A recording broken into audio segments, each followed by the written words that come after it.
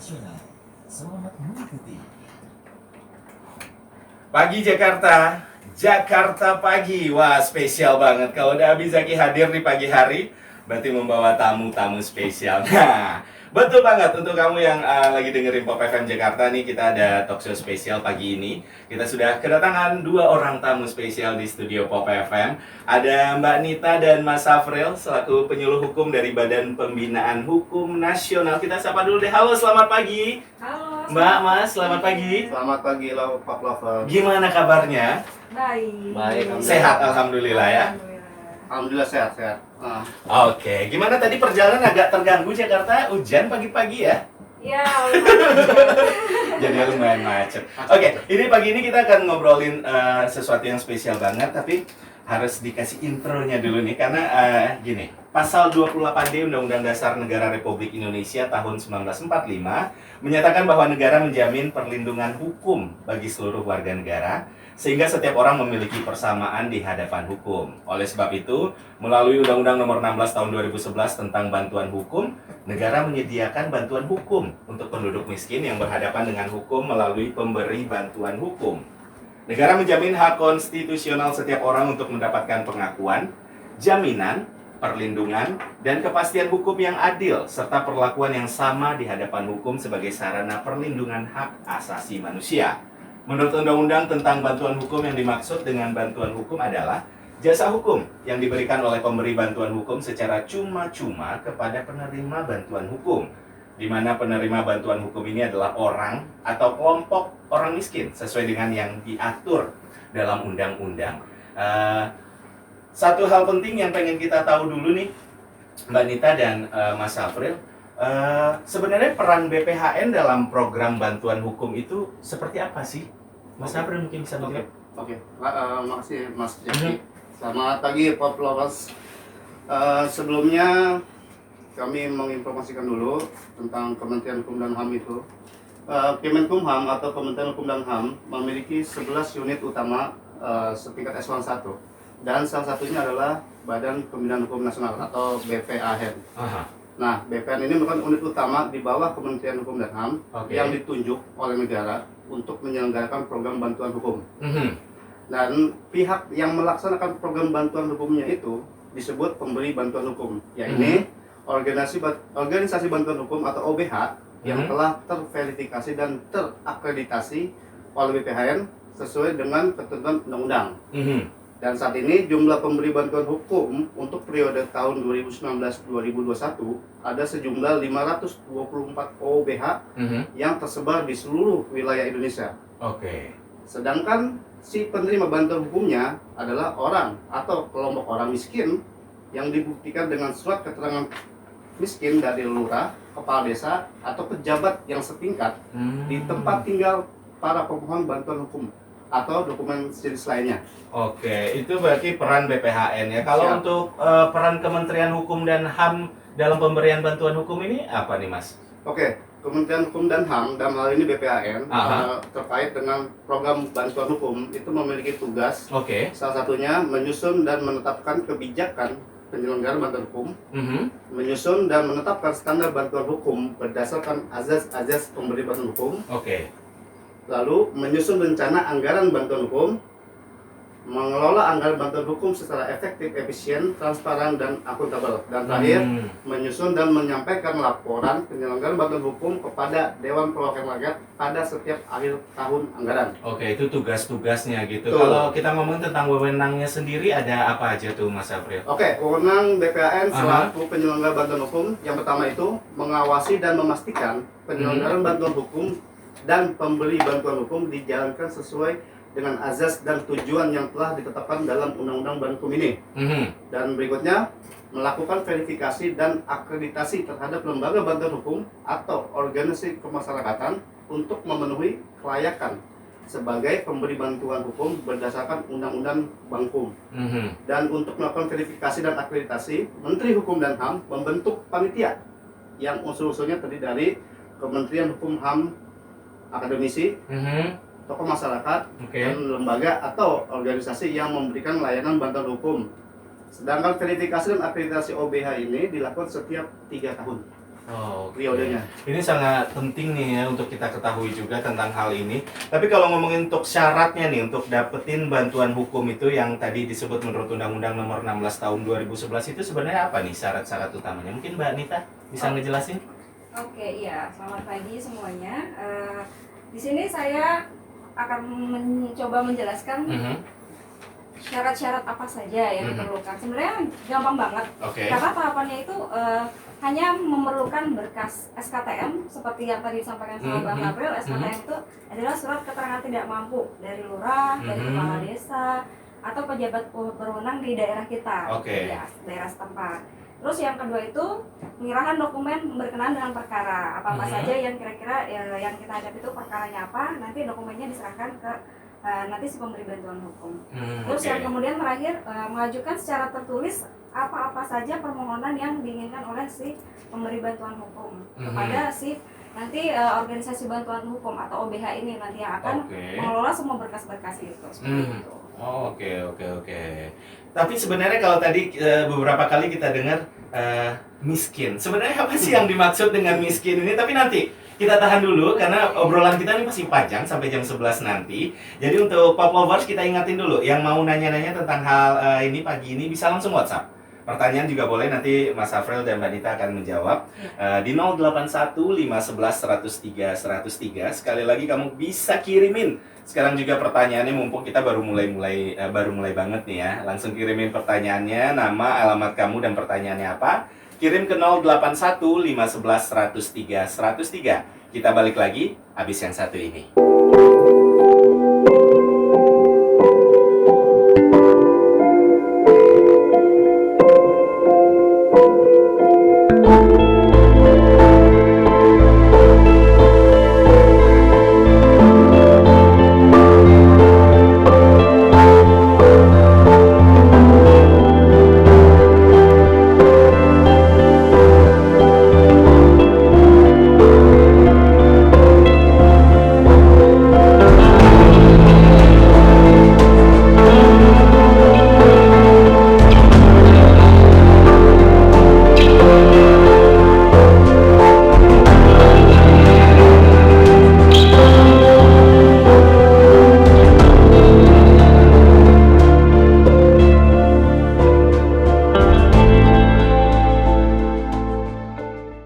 Masih kita lanjut obrolan kita bareng Mbak Nita dan Mas Afril, penyuluh hukum dari Badan Pembinaan Hukum Nasional. Kita baru mulai tadi, jadi untuk Pop Lovers yang baru aja dengar, belum telat kok ya. Kita baru mulai nih untuk ngobrol. Oke, kalau untuk jenis bantuan hukum yang didapat itu bisa berupa apa aja? Mas Afril mungkin bisa jawab. Oke. Ya, jadi gini, dalam Undang-Undang Bantuan ini ada dua jenis bantuan yang bisa didapatkan oleh masyarakat miskin, diantaranya bantuan hukum secara litigasi dan secara non litigasi. Jenis bantuan hukum yang secara litigasi yaitu di mana warga miskin yang bermasalah atau berhadapan dengan hukum dapat didampingi dalam proses persidangan di pengadilan secara gratis. Bantuan hukum litigasi ini dimulai dari kasus hukum pidana, perdata, dan tata usaha negara. Sedangkan untuk tahapan pidana dimulai dari tingkat penyidikan, penuntutan, persidangan tingkat 1, banding, kasasi, hingga peninjauan kembali atau PK. Dan untuk tahapan perdata, kasus perdata, dimulai dari gugatan, persidangan tingkat 1, banding, kasasi, dan PK. Yang terakhir, untuk tahapan dalam perkara atau sengketa di tata usaha negara dimulai dari dismissal proses atau pemeriksaan pendahuluan, gugatan, persidangan tingkat 1, banding, kasasi, hingga peninjauan kembali di Mahkamah Agung. Dan satu lagi Mas, jenis bantuan hukum yang non litigasi diantaranya itu bantuan hukum yang dilakukan di luar pengadilan, yang terdiri dari penyuluhan hukum, konsultasi hukum, investigasi perkara, penelitian hukum, mediasi, negosiasi, pemberdayaan masyarakat, pendampingan di luar pengadilan, dan drafting dokumen hukum. Oke. Kalau kita ngomongin tentang penerima bantuan hukum ini ya, pasti harus ada hak dan kewajibannya juga yang diterima dan harus dilakukan oleh penerima bantuan hukum. Apa aja tuh Mas hak dan kewajibannya? Oke, di Undang-Undang Bankum ini memang diatur mengenai hak dan kewajiban bagi penerima bantuan hukum menurut Undang-Undang Bankum nomor 16 tahun 2011. Hak-hak yang didapat oleh penerima bantuan hukum itu diantaranya mendapatkan bantuan hukum hingga masa hukumnya selesai dan atau perkaranya telah mempunyai kekuatan hukum tetap selama penerima bantuan hukum yang bersangkutan tidak mencabut surat kuasa. Yang berikutnya, mendapatkan bantuan hukum sesuai dengan standar bantuan hukum dan atau kode etik advokat. Dan terakhir, mendapatkan informasi dan dokumen yang berkaitan dengan pelaksanaan pemberian bantuan hukum sesuai dengan ketentuan peraturan perundang-undangan. Itu yang jadi namanya haknya. Ya, betul. Kalau kewajiban juga harus ada tuh. Kewajibannya apa? Kewajiban penerima bantuan hukum menurut Undang Bankum ini diantaranya menyampaikan bukti, informasi, dan atau keterangan terkait perkara secara benar kepada pemberi bantuan hukum. Dan terakhir, membantu kelancaran pemberian bantuan hukum dalam rangka pembelaannya. Gitu, Mas. Berarti ada hak dan kewajiban Pasti, juga yang harus dipenuhi dulu ya dari penerima bantuan hukum ini. Nah, kalau ngomongin tentang OBH nanti setelah ini kita akan melanjutkan nih tentang di manakah wilayah kerja OBH. Ada banyak hal lagi deh pokoknya yang pengen kita bahas sama Mbak Nita dan Mas Afril pagi ini di talkshow spesial kita. Pastiin kamu yang mau gabung di 081511103103 untuk tanya-tanya ya. Kita balik lagi. Abis yang satu ini jangan kemana-mana lo ya.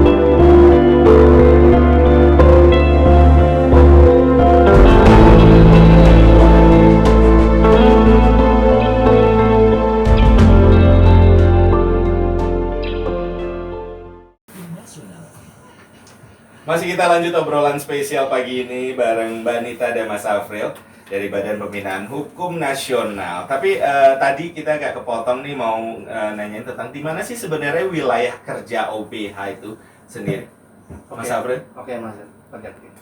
Untuk wilayah kerja OBH atau Organisasi Bantuan Hukum ini ada di setiap kabupaten kota di tiap provinsi. Dan sedangkan untuk kabupaten kota yang belum ada OBH yang telah terakreditasi oleh BPN bisa meminta bantuan pada OBH di kabupaten kota yang terdekat yang sekitar kabupaten yang tidak ada memiliki OBH tersebut. Oke.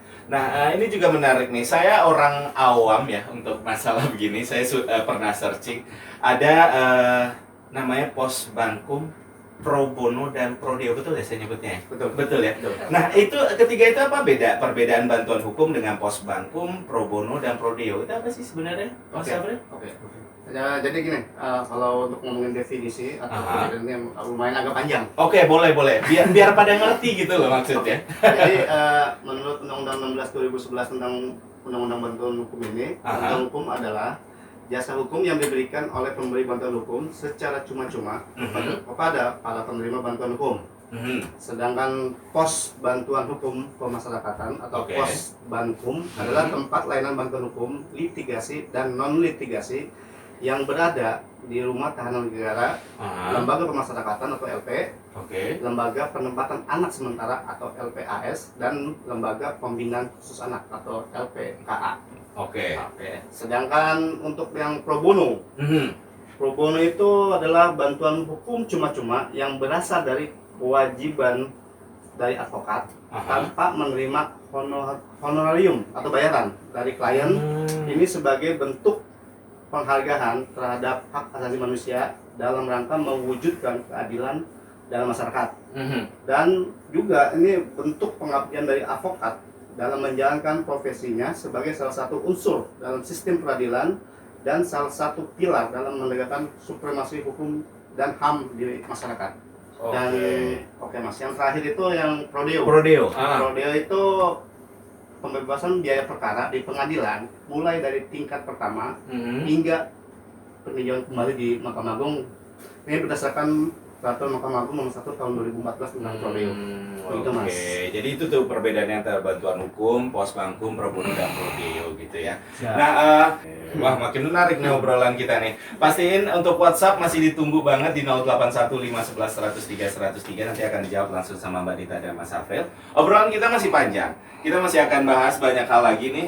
Pastiin kamu tetap stay tune sampai jam 11 siang nanti, berarti kurang lebih ada setengah jam lagi nih waktu untuk gabung untuk ngobrol sama Mas Afril dan Mbak Dita di talk show spesial kita pagi ini. 081511103103 untuk kirimin WhatsApp-nya. Abis ini kita akan balik lagi untuk ngobrol sama mereka, jadi tetap stay tune ya.